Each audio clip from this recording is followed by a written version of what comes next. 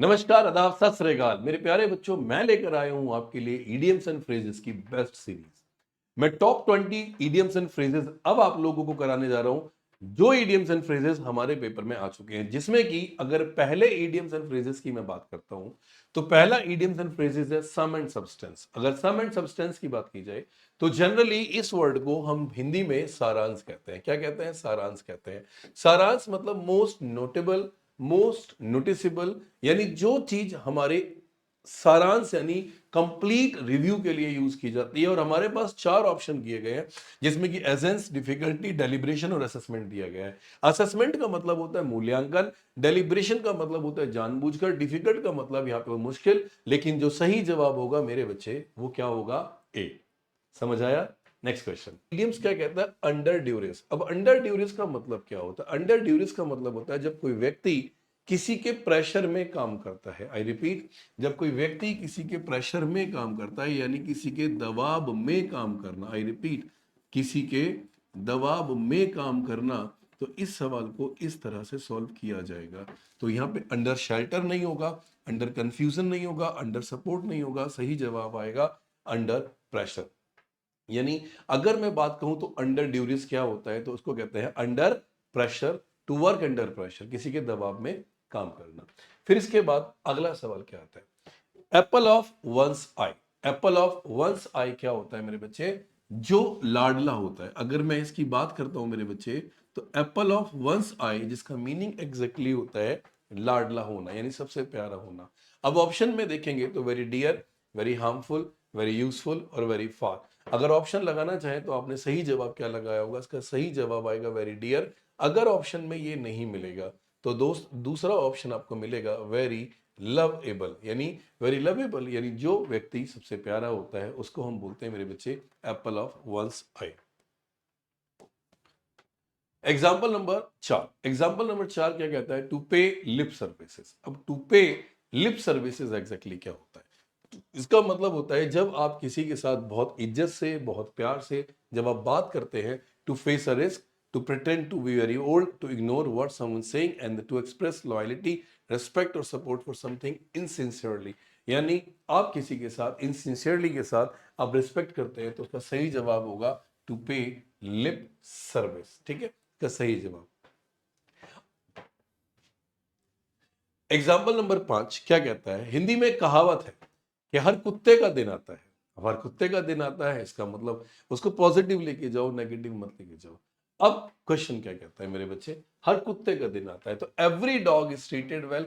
तो जहां पर डॉग की बात हो रही है, डॉग को डॉग से काट दो। जिस जिस क्वेश्चन में डॉग है उसको हटा दो, क्योंकि डॉग से डॉग का रिलेशन नहीं होता है। आंसर क्या आ जाएगा मेरे बेटे? सी, एवरीवन हैज गुड लक और success at a point of time. या सही जवाब। Example number 6। एग्जाम्पल नंबर 6 कहता है कम अबाउट। कम अबाउट का मतलब होता है जब कुछ होने वाला होता है। आई रिपीट, इसको जनरली बोलते हैं जब कुछ होने वाला होता है, होने वाला होता है। तो जनरली इसके लिए हम किसको क्या बोलेंगे? तो बेटा सही जवाब होगा टू हैपन। टू एक्सप्लोर नहीं होगा, टू सपोर्ट नहीं होगा, टू डिड्यूस नहीं होगा। तो कम अबाउट का मतलब टू बी समथिंग हैपनिंग, कुछ होने वाला है, कम अबाउट कहते हैं।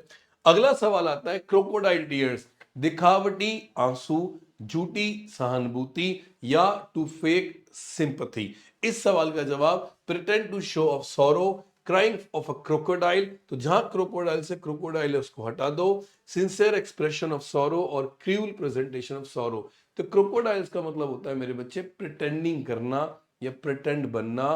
प्रिटेंड का मतलब होता है मेरे बच्चे पाखंडी होना। तो जो आदमी दिखावा करता है दुख होने का, वो exactly pretend to show of sorrow. This is what crocodile tears. अगला क्वेश्चन है to hold good. To hold good एक ऐसा इडियम्स एंड फ्रेजेस है जिसका मीनिंग होता है किसी चीज की वैधता। वैधता मतलब जो चीज वैलिड होती है, वैलिड होती है, या टू रिमेन ट्रू, इसको हम ऐसे भी कह सकते हैं टू रिमेन ट्रू। तो ये जो टॉप 20 इडियम्स एंड फ्रेजेस है, ये आपके एग्जाम में प्रीवियस ईयर में कई बार रिपीटेड भी हैं। तो कभी भी ऐसा कोई भी इडियम्स मिले तो get the answer and fetch the answer. To hold good that means to remain valid. Answer आ जाएगा मेरे प्यारे बच्चों ए। अगला सवाल है it's all Greek to me. It's all Greek to me, इसका मतलब मेरे लिए वो ग्रीक भाषा है। ग्रीक भाषा का मतलब होता है कि मैं उस भाषा को बिल्कुल भी नहीं समझ पा रहा जो आप मुझे बता रहे हैं। तो अगर आपको कभी ऐसा फील होता है कि जो आप बता रहे हैं वो समझ नहीं आ रहा, it's all Greek to me, that means I can not understand anything. आप अवेयर है, नहीं है। आई नो, आप नहीं जानते। आई कैन अंडरस्टैंड, नहीं।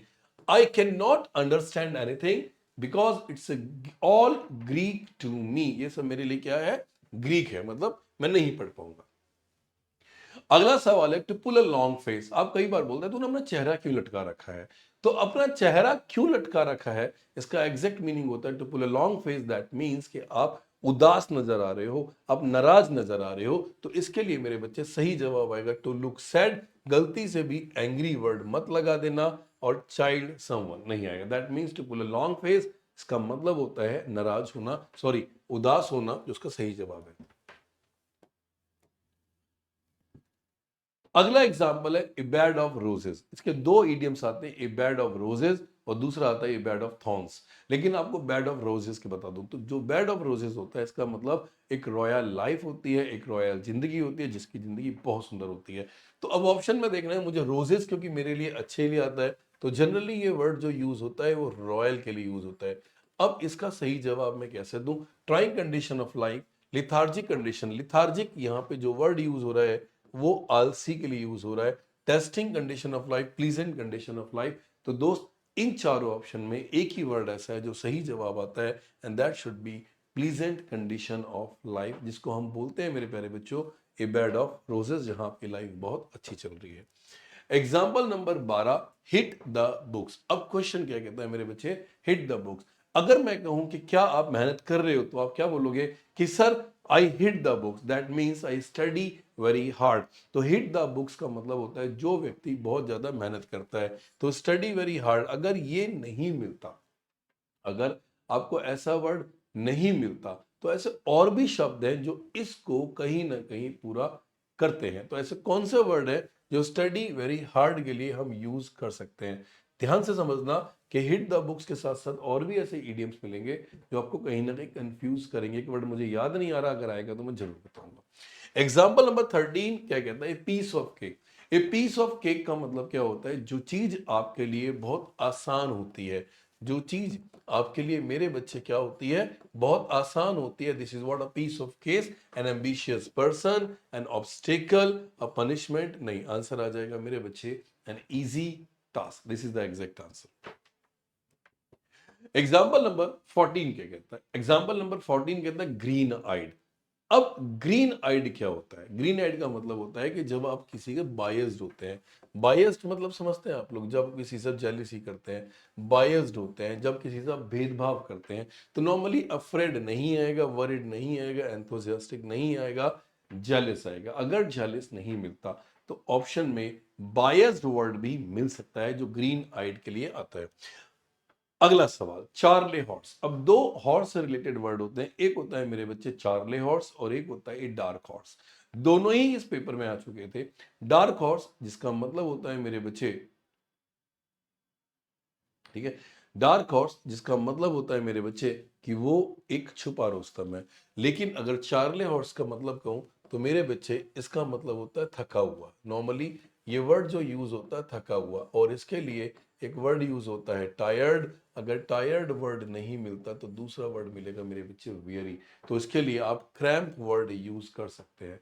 क्रैम्प भी आंसर बहुत इजीली हो जाएगा, ठीक है। अगला वर्ड है मेरे बच्चे carried the day. Carried the day इसका मतलब होता है विक्टोरियसली, यानी जब कोई व्यक्ति जीत कर आता है तो जनरली ये वर्ड जो यूज होगा यहाँ पे विक्टोरियस आ जाएगा, कैरेट द डे। ऑप्शन में अनपॉपुलर है, ऑप्शन में विनिंग है, ऑप्शन में पॉपुलर है और डिस्पाइज्ड है। तो इसके लिए बच्चे सही जवाब आएगा winning. This is what carried the, I carried the day because I won the match. Example number 17, a white elephant. A white elephant means महंगा लेकिन बेकार, यानी कॉस्टली बट यूजलेस। ये ईडियम्स भी पेपर में कई बार पूछा गया। Useful and expensive position, memorable position, useful तो नहीं है, मेमोरेबल नहीं है, कॉस्टली है बट यूजलेस पोजीशन है। तो उसका सही जवाब आ जाएगा मेरे प्यारे बच्चों सी, यानी a white elephant costly but useless. Example number 18 क्या कहता है? एग्जाम्पल नंबर 18 कहता है to put someone's backup. To put someone's backup का एग्जैक्ट मीनिंग होता है कि जब आप किसी को नाराज कर रहे हो या किसी को अनॉय कर रहे हो। तो यहाँ पे टू इरिटेट समवन आ जाएगा। अगर ये नहीं मिलेगा तो दूसरा ऑप्शन मिलेगा, टू अनॉय मिलेगा, टू इरिटेट मिल जाएगा। ऐसे वर्ड ऑप्शन में मिल जाएंगे जो आपको इजीली बता सकते हैं। तो सही जवाब आ जाएगा बी। एग्जाम्पल नंबर 19 क्या कहता है? A chip off old block. A chip off old block का मतलब होता है जब आपकी शक्ल किसी व्यक्ति से मिलती है या रिजेंबल होती है तो कंसोल द डिरेरी नहीं, get into the enemy's territory and chip off the old नहीं। Similar to one's parents in behaviour, जब आपकी हरकतें आपकी आदतें किसी व्यक्ति से मिलती हैं तो a chip off old block के नाम से जाना जाता है। फाइनली आते हैं अपने लास्ट इडियम्स एंड फ्रेजेस पे जिसको हम कहते हैं a dark horse. A dark horse, इसका मतलब होता है मेरे बच्चे छुपा रुस्तम, यानी जो व्यक्ति बहुत ही छुपे हुए लेवल पे काम करता है। तो इसके लिए a person criticise loved person नहीं, unexpected winner. That's my point. उम्मीद है आप लोगों को ये सारे के सारे इडियम्स एंड फ्रेजेस समझ आए होंगे।